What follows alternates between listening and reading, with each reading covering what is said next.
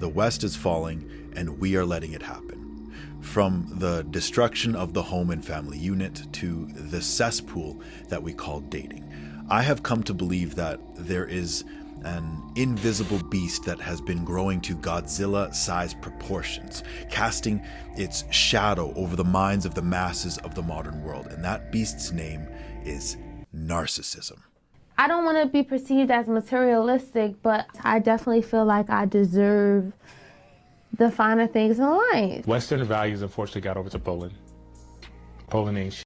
It's not like when you just show up, say you go to one country, like you go to South America, we go to Asia, Philippines, you just show up, you just be present, you smile, you have fun, you're not worrying about, is this girl like me, da-da-da, I'm gonna get laid, da-da-da. I was worried about having fun and just talking to the girl, because you already know at the end of the night, she's coming back to the crib and gonna measure how deep her throat is. In 2008, American psychologist Jean Twenge, pardon me if I'm saying that wrong, and her team tried to answer the question, is narcissism on the rise, by looking at generational change. They compared 85 samples of participants who completed a specific narcissism scale, the Narcissistic Personality Inventory, or NPI, between 1979 and 2006. Twenge's team found that narcissism levels in U.S. college students had risen over 30% in that time frame. That is more than 1% year over year, and that was nearly 20 years ago. Many psychologists believe that one of the key reasons for this alarming change has been the increase of individualism in society. It's a free-for-all, every man and woman for themselves. We don't need each other to survive like we used to. We have Uber Eats and Amazon and contraceptives. Most of us today live our lives in busy cities amongst millions of faceless strangers that we care nothing about, no longer deeply connected to community, and most of the people we rely on to keep our lives safe and convenient are just nameless pawns that we take for granted every day. We glorify individual achievement over everything else. If you ask me, it is a perfect storm that has everyone walking around acting like the world owes them something for simply existing. Now, I may not be a clinically licensed psychologist, and you're probably already thinking that the word narcissist gets thrown around far too flippantly these days, but I think this needs to be talked about. I think it's one of the most important conversations of our generation. A lot of people have their heads in the sand, but mark my words, we are facing a dangerous enemy that is infiltrating our society from the inside, a Trojan horse into our minds and hearts and homes. In this video, I'm going to be talking about narcissistic ecosystems. I will give an example of one such system, and I'll also talk about how entitlement destroys relationships. And to try to keep things a bit simpler, at least for my own sake, I'm going to focus on the grandiose and ambitious side of narcissism and entitlement rather than the victimhood side, partially because that also happens to be the side I see more of within myself. Let's get into it. Okay, so there's no denying it anymore. The cancer is spreading, and make no mistake, the more entitled and self-centered a person becomes, the less capable they are of maintaining healthy, lasting, loving relationships. And in the absence of loving relationships, our homes turn into nothing more than houses of cards that will have a domino effect as they begin to fall. An entitled mind is a mind that believes, I deserve. I deserve to have what I want. I choose me, myself, and my happiness above all else. It's my life, and I deserve to have all of my boxes checked. Anything less is settling. I am entitled to anything I believe that I am owed from anyone I believe owes it to me. It is a mind that places the individual needs above all else, and in doing so begins to see relationships and other people as commodities and consumables. This is a path towards narcissism, is it not? Plain as day, and yet it is being sold to us in bulk as self-worth and self-love and empowerment and having standards. At what point do our standards become selfish entitlement? What do we believe that we are owed? Everyone believes that they are some main character. We have become our own gods, and in our pride, we will fall from heaven. Entitlement is a problem that continues to gain momentum, fueled by the societal shifts towards individualism and also with the rise of social media. I'm not sure if we can stop it now. It might be too late. Divorce rates are skyrocketing and marriage rates are plummeting. The inertia has already swung the pendulum too far, like a wrecking ball into the very foundations of society. Even now, we are beginning to see evidence of population collapse looming on the horizon. Of course, economic hardship and the ballooning cost of living are factors here too, but that's another conversation for another time. Right now, we are focusing on narcissism, entitlement, and relationships. But before we go any further, I think it might be valuable to add a map legend of common narcissistic traits on the screen.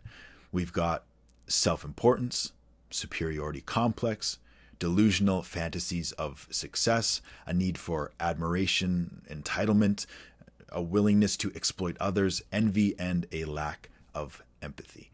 I'm going to leave that up on the screen as it may help drive home what I'm about to say next. It seems to me that most systems and communities within modern society are some sort of hierarchy built on and fueled by narcissistic principles and values. Whether they are purposely built that way or have become naturally polluted by greed and power, which always happens. When you place a group of humans into any environment, it's only a matter of time before systems of power, control, and exploitation begin to emerge. The truth is, we are playing games that we may not even know that we are playing within toxic ecosystems, and it's altering our brain chemistry. And even if we notice what we are consuming is starting to make us sick, we often just keep consuming it, especially if it tastes good and feels good. A spoonful of sugar does help the medicine go down, but it's the sugar that is making us sick in the first place.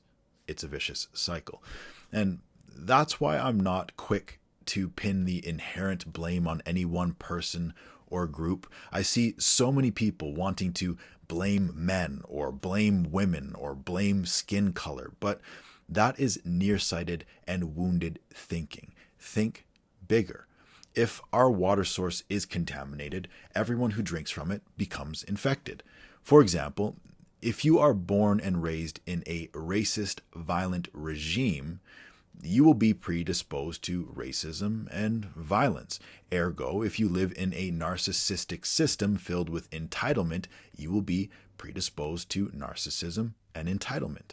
And if you really think about it, a racist, violent regime falls under the umbrella of being a narcissistic system. So maybe we are victims of the systems that we have been born into. We didn't start the fire.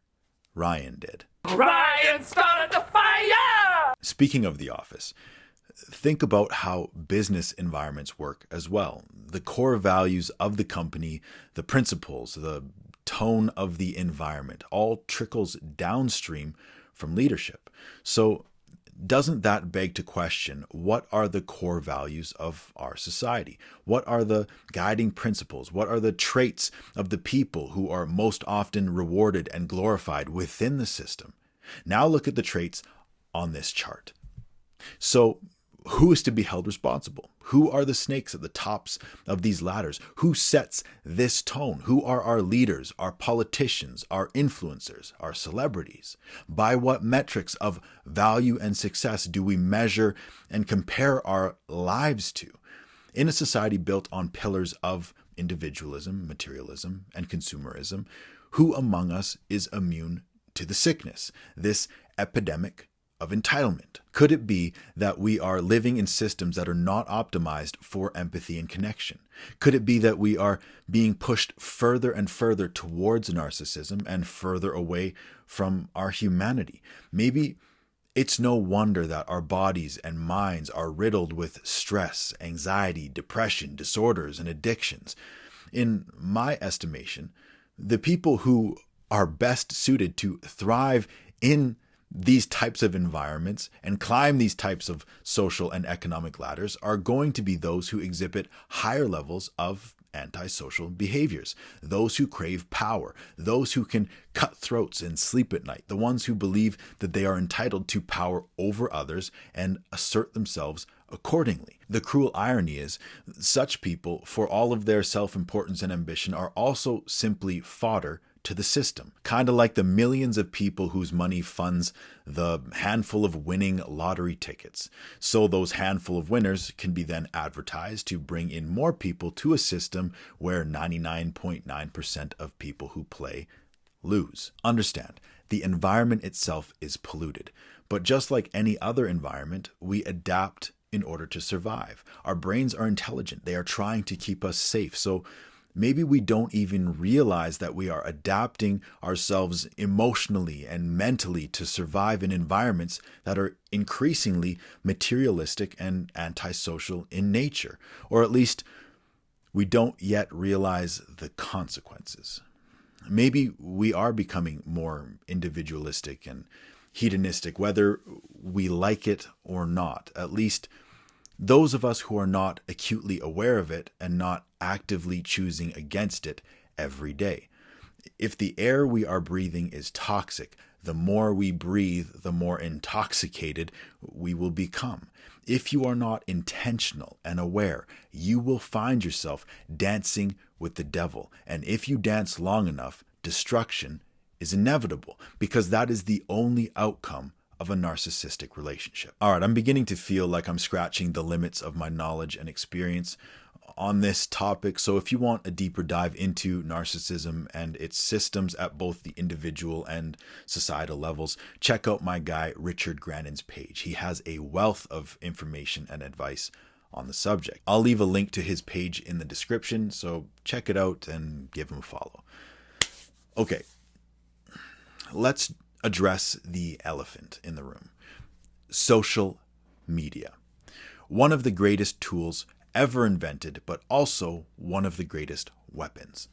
Social media has brought about the greatest upheaval to social climate in human history. But let's strip it down and look at it for what it is. Social media and its apps are businesses. Their purpose is to make money. They are networking games where you can curate a persona through your phone with the goal of achieving social status and receiving external validation. It is a machine that runs on attention, comparison, fame, and fortune. Quite literally a narcissistic playground that once again focuses us towards individualism and transforms human connections into cheap consumables. Speaking from experience, I genuinely believe that anyone who participates in posting themselves to public platforms has to be very careful. Validation and attention are intoxicating, and ego inflation can happen very quickly and very insidiously. People always try to tell me, it's just social media, it's just a like, it's just a post, it's not that deep. And it might not be until it is. And I'm not here to pull every punch. I believe what you post online speaks volumes about your character. Okay, so now that we have talked about the idea of living within narcissistic ecosystems and have covered an example of a system within the system with social media, let's talk a little bit about entitlement in relationships. What do you bring to the table? What do you bring to the table? If a guy brings all of these things to the table, what does a woman bring to the table? I don't know. I don't bring anything to the table. I'm not bringing anything when I'm in the presence of a grown man, because he should have all that I need. I am the table. I show up. Entitled, narcissistic people want to have their cake and to eat it too. They will struggle with gratitude and loyalty. There is a hole in their cup, and no amount of money, attention, validation, loyalty, or love will ever be enough. When such people look at relationships, they see leverage. They see a cost-benefit analysis. They see profit to be extracted. The further up the entitlement scale you go, the more people begin to look like pawns as a means to get what you want, whether that be sex, status, services, or money. Relationships become increasingly transactional, temporary, and shallow. You are trying to extract the most value out of people for the least amount of effort and investment as possible.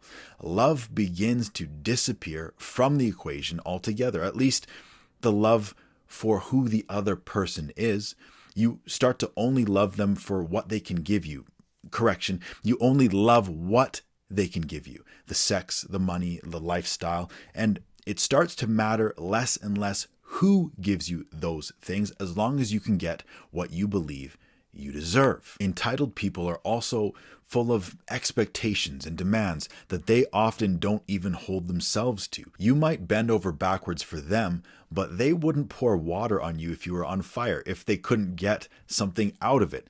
If their mouth happened to be dry at that moment, they will drink their water and watch you burn. People who believe they are entitled to things will never value the things they feel entitled to.